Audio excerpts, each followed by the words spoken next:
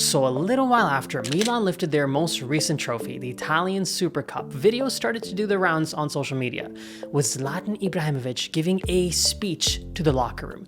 You see, back in 2022, when Milan won the Scudetto last time, there was a popular video on social media of Ibrahimovic giving a talk to the locker room, flipping that table. It seemed like a minor recreation of that, except with Ibra as the executive. For a lot of Milan fans, that video didn't go down too well. They felt like, as an executive, Milan's entire upper management haven't done the best job, haven't given coaches the right pieces to work with. So the number one way for Ibra to turn the fans back around onto his side was to make sure that the club has a really good transfer window. And Zlatan kicked this one off by pursuing one of his old teammates at Manchester United in Marcus Rashford. And that's the profile, along with all of these, that we're going to be looking at in this Winter Mercato's first episode of Rumor or Real. So let's kick off today's episode looking at the profile of Dani Olmo. Now, this is a special one. This is a testament to what happens when your executives and your upper management, some of the things that we kind of take for granted at this point in time with this Milan team,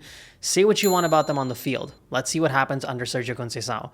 But the fact of the matter is that this ownership group and this management, and even the previous guys in Elliott, have done a pretty good job of handling this club from a financial standpoint. When you don't handle the club well from a financial standpoint, this is what happens. Dani Olmo joined Barcelona in August of 2024. They bought him from Leipzig for 60 million euros. And suddenly, a few months later, this guy can be a free agent purely because of the poor financial management of the upper brass of Barcelona. So pretty much what has happened is La Liga has come out to Barcelona and said, hey, we allowed you to register Dani Olmo for the first, for the entirety of the 2024 year. This guy's registration is going to expire after December 31st if you guys don't create enough of a salary cap. Barcelona wasn't able to do that, and now he's an unregistered player essentially. And the crazy part is this, Barcelona, let's say he becomes a free agent, I don't think a player's actually going to do that. I think he's going to be a little bit patient and wait to see what solution they can find. But if he does become a free agent, they still have to pay his salary till 2030 in the amount of 50 million euros. And they also have to then go back to RB Leipzig and give them the remaining 57 million that they owe them.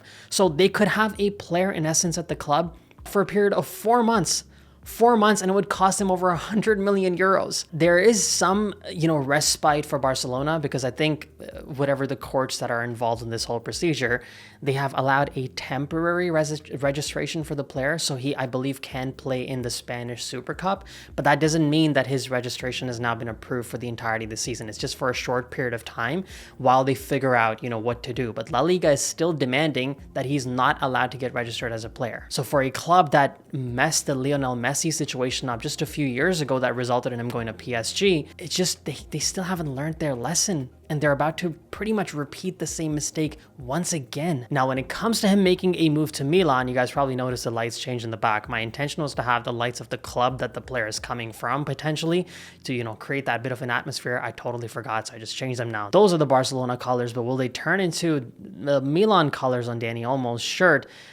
I really have some serious doubts. I don't think a player is just going to abandon this situation. I think he's going to be a little bit more patient and sort of allow this situation to unfold. If he becomes a free agent, then naturally he's fair game. A lot of clubs, including Milan, can go for this player. But from a financial standpoint, seeing what his salary is, seeing the whole mess that he's currently in, I don't think this is a pursuit that Milan's necessarily going to make. So for now, Dani Olmo to Milan, I'm going to stamp that as just a rumor. The next profile we're going to be looking at is not an incoming move, but a potential outgoing move. I talked about it in the last video. I'm going to be addressing what's going on with Theo Hernandez. It's time to talk about it. The division point in this story is the Italian Super Cup.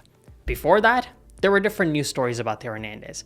After that, totally different news stories. So January 2nd, there was a journalist by the name of Christopher Mitchell, I believe pronouncing that right, hopefully, of Sport 1. He came out and said that Theo Hernandez doesn't want to stay at Milan, he doesn't want to renew, and he's finding a way to leave the club. There have in the past been reports linking him to Manchester United. There have been links to Bayern Munich. There have been links even back to Real Madrid. Now, it was being said that Alphonso Davies, future at Bayern Munich will dictate what happens with Theo. If Real Madrid doesn't sign him, then Theo would go to Madrid. If they do sign him from Bayern Munich, then Bayern Munich will come for Theo Hernandez. The valuation of Theo was set somewhere on that 50 million mark, but the real story is that this all happened while Milan was still under the dark cloud of what was transpiring during the Paulo Fonseca period. Deciding to drop Theo, not play him, even the Italian Super Cup match between Milan and Juventus hadn't taken place at this point.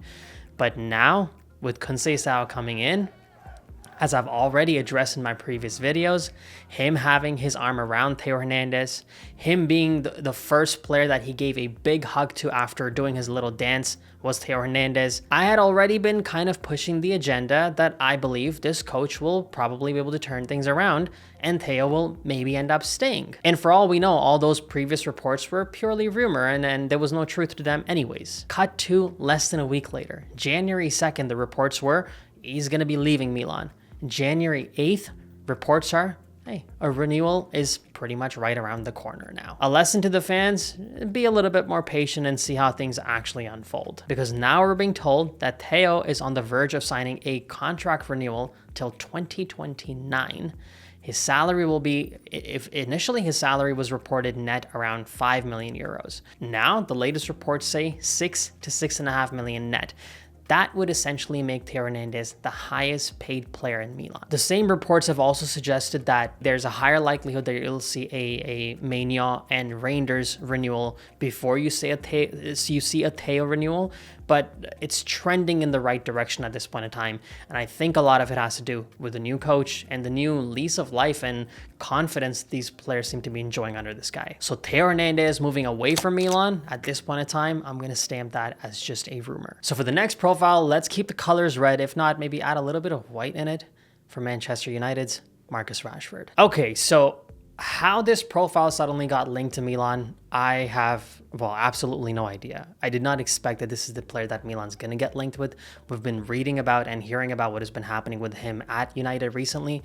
With the departure of Erik ten Hag, the arrival of Ruben Amorim, it just hasn't been a very smooth start under the new coach for Rashford. It hasn't been almost any of a start. Amorim came in and he didn't relegate Rashford to the bench. He essentially just relegated him out of the entire team. He stopped even calling him up for matches. And when the media really started to talk about this, the coach came out and said that, hey, as a United player, you have to carry yourself in a certain way when it comes to your training. It can be little things, it can be big things. Little things as, how you treat people, talk to people, how you're dressing up. It can be big things as to, what you're doing in training and what you're doing for the squad on the field. And keeping those things in mind, he made the bold decision of dropping this player who's been at the club basically, including his youth time, for 20 years. In response to that and everything that was sort of unfolding, and Rashford, let's be real, has been fairly, up and down, out of favor with the United fans. He had one good season, I think maybe a couple of years ago, where he scored over 30 goals, but it's mostly been cold. And when the coach did something that dramatic, then I guess Rashford felt the need to come out and, say something publicly. And what he said publicly was, I just want a new challenge, essentially implying a new challenge away from Manchester United. He also reportedly came out and said that he would never say anything negative about United, but it was just, it was just time for him to move on to something different. But as a Milan fan, watching that, drama unfold in Manchester, but to now realize that that player might actually make that switch to my club, that I honestly did not expect for a whole host of reasons. Probably the number one, as we've talked about multiple times throughout this video, is the financials. His salary is crazy. I think at this point in time, his salary is around 14 million net. That's double, more than double actually, of what any player makes on this Milan team. His salary, from what I understand, is around 20 million gross for the club's payments. So first of all, his wages are absolutely insane. Secondly, this player hasn't really been in best form. He has been way too hot and cold. There are so many, as I said, mostly cold. There's so many Milan fans that talk about Rafa Leao when he's going through that, lull phase in his time at Milan. So many players equate him to Rashford and say, we don't want Leao to turn out to be a Rashford story, and now we're bringing the Rashford to Milan. This season, he's played 24 matches, he's scored 7 goals, assisted 3 times. Those aren't necessarily the worst stats, but for a player that gets paid 15 million euros, those aren't very good either. Now, the latest update on the player is apparently his brother has met with the Milan management, has talked to the upper management of Milan. They've had meetings in person. Milan has essentially given a presentation of their project, what they're trying to create here, what they're trying to build here. And I think they're trying to do that because they want the player to first be convinced to actually want to play at Milan so that they can truly start doing something about the negotiation on his salary. A lot of reports have suggested that there hasn't been too much of a conversation about the financials. It's just about the role that Rashford would be playing at Milan. Some journalists are saying that the Rossoneri have been very clear with Rashford's entourage and said, hey, he's not a shoo-in to get into the first team. He's going to have to fight for his spot at the club. And I think that's where this whole equation becomes a little bit strange for me, because Leao kind of plays the role that Rashford already plays. You also have a player like Christian Pulisic who already plays that left wing role. You also have a player like Noah Okafor. We can discuss him later. He might not be at the club anymore, but these are profiles that are already at the club. There's some suggestions that if Milan starts, he will be a depth player. He will be available for that. But if the Rossoneri start lining up as a 4-4-2, as they did in the Italian Super Cup, it was after they turned into that formation that they ended up, winning the game. It was with the same formation that they beat Inter earlier in the season, that a player like Rashford would be able to play much better, not maybe as a lone striker up front, but as a second striker, as a advanced attacking player. Because if there are any considerations of playing him as a center forward, I'm not quite sure if I buy into that. Fans say that he can play that role, but I believe Rashford in the past himself has come out and said that he prefers playing on the wing, and he doesn't feel like he has the, I think he said, the mental temperament to be playing as a center forward. So the whole move is a little bit confusing to me. What exact role is Rashford going to come in and fill in? Is he going to be a depth player behind Leao? Is he going to be competing with Leao? Is he going to be playing up front as a striker? Are Milan going to line up as a 4-4-2 and he's going to be one of the two strikers up front? I think these are the parts that Milan has to clear. And two things to, sort of think about in this equation is, does Rashford being signed on by Milan potentially mean that one of Christian Pulisic or Rafael Leao, are they going to get sold in the summer transfer window? There have been some links of Pulisic back to the Premier League. Every summer transfer window, let's be real, there have been chats about Leao being linked to other clubs and he always ends up staying here. So you guys let me know in the comment section, do you think Rashford is being signed on because one of those two players might leave? And if not, where do you think he's going to fit in this current Milan setup? And another point to sort of keep in mind about this player is that he's had a tough time playing in England. There have been multiple players now that have come from the Premier League into Serie A and sort of revitalized their career. It started, you could say, maybe with Fikayo Tomori. You look at a player like Ruben Loftus-Cheek that came in last season. You look at how Christian Pulisic is playing now. You look at the fact that Tammy Abraham made a move from the Premier League into Serie A and played so well with Roma, and he's now at Milan. So you almost get the sense that a player like Rashford, who's had a fairly inconsistent time at United over the last few years, might feel like, hey, you know what, going to the Serie A, going to still a top club like Milan, that might actually be the right move for me. I'm going to be away from the English spotlight. He's still going to be in the Italian spotlight. He can't escape criticism. Just look at how Milan's Curva behaves when players aren't playing well. Those protests outside Milan's 125th anniversary, chanting, show us some balls, show us some guts, he's not going to escape criticism just because he moves to Milan. But yes, he'll escape the intense spotlight of English media if he moves to Milan. The other thing with him is the wages. At this point in time, reports have said that Milan have told United that they can only pay 5 million euros. The rest has to come from United. And maybe there's a possibility he forgoes the remaining 4 million euros, because I think his salary is around 14 million. The reports are only saying 5 million Milan wants to pay, 5 million they're asking United to pay. I don't know what happens with the remaining 4 million. There were also reports linking him not just to Milan, but also to Borussia Dortmund. But some recent reports are now saying that Dortmund has actually dropped out of the race. So the only club that he's being linked with now is actually Milan. So at this point in time, Rashford to Milan, I think it's possible.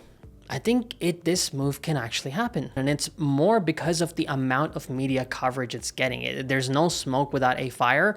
And in this case, the fire is blazing quite a bit now. And a quick point out of Milan's own player, Noah Okafor. It looks like his time at Milan might be done. It is being said that RB Leipzig is in contact with Milan. He used to play for RB Salzburg before, so the same Red Bull ownership group is now interested in bringing him to Leipzig. Milan signed him for around 15.5 million euros. Some reports have said that Milan have set in a evaluation on the player for 11 million euros.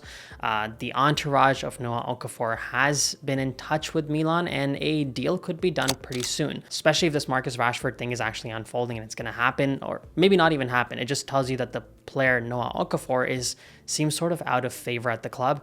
So a move away might be a good thing for everybody involved, really. And the next player we're going to talk about, can you guess by the colors behind me? It has to be a Sporting CP player in Francisco Trincao. Now, this is a quality player. 29 matches, 7 goals scored, 11 assists made this season. Those 11 assists to me right now seem really, really good. A left-footed player who prefers to play on the right flank. I think this brings into some question about what's going to happen with Samuele. And I do think that a profile like this will likely be on hold until there's full clarity on what happens actually with Marcus Rashford first. He does have a contract till 2026, so it looks like he has an expiring deal. His agent also is the same agent as Sergio Conceição, so if Conceição chooses to or stays at Milan for the long run, there's a possibility that when he's about too close to becoming a free agent, the agent might actually push him onto Milan to play under Conceição. I guess I'm going to stamp this right now as possible. I don't think this is a rumor per se. I think this is a profile Milan is looking at. I just don't know if this deal is going to go anywhere until we have clarity on what happens with Marcus. And a quick rundown of Samuele Ricci's move to Milan. A lot of journalists are confirming that Milan or at least are in advanced stages of agreeing a salary with Ricci's agent. There has also reportedly been interest in the player, not just from Milan. There's been interest from Inter, from Manchester City. That's why Torino, locked him down to an extension so that they can increase the price that they can get for this player. More likely a deal is going to happen in the summer, but he is a highly rated midfield player. He's 23 years old. He's not going to be a very expensive in terms of his salary. It's reported to be somewhere around 2.5 million euros. And he adds a much needed depth to Milan's midfield. It's highly, highly unlikely to be a winter move. This is looking like a summer move instead, but it is a profile that a lot of Milan fans have been interested in. So for me at this point in time, I think it's possible this can happen. I think there's still a lot of competition coming from other clubs. The faster Milan acts on it, the easier a time they'll have with this. But seeing the latest reports, I guess it's possible. And the final profile to look at, you can guess by the colors, it has to be a Real Madrid player. It has to be Arda Guler. Now, this is a player that Milan had been pursuing a while ago. They wanted to bring him on. He ended up choosing between Milan, Barcelona, and Real Madrid. He ended up choosing Real Madrid. It's just, he's young. He's not getting as much consistent playtime at the club. He clearly is a super talent. We saw that goal that he scored for Turkey in the Euros. And it is now being said, according to NTV Sport, that Milan are considering a loan move for Arda Guler. Once again, just like we said with Marcus Rashford, I do think it should come not just as a dry loan. It should be a loan with an option to buy the player. You don't want to make that investment without getting some type of a confirmation that you're going to be able to get the player on your squad for the long term. The minimal reports that have come out are saying that Madrid are not necessarily open to the idea. Milan is pushing for this idea. I don't really know if this report is necessarily true. At this point in time, I'm gonna stamp this as unlikely. I don't know if it's necessarily just a rumor, but will it actually come through? At this point in time, I don't think it's much of a possibility. And there you have it, Milanisti. Those are the profiles we wanted to take a look at today. Some of you guys have been on my case about this. Kush, where is the transfer market video? Well, here you have it. And the more players Milan gets linked with, the more players we're going to talk about. But for you, if there's any profiles that you've heard about and you want me to talk about them, if they are getting linked to Milan, put them in the comment section and I'll try and include them in the next video. And as always from my side, Forza Milan, grazie mille, ciao tutti! Since Milan's dropped an anniversary jersey, and I got my hands on it.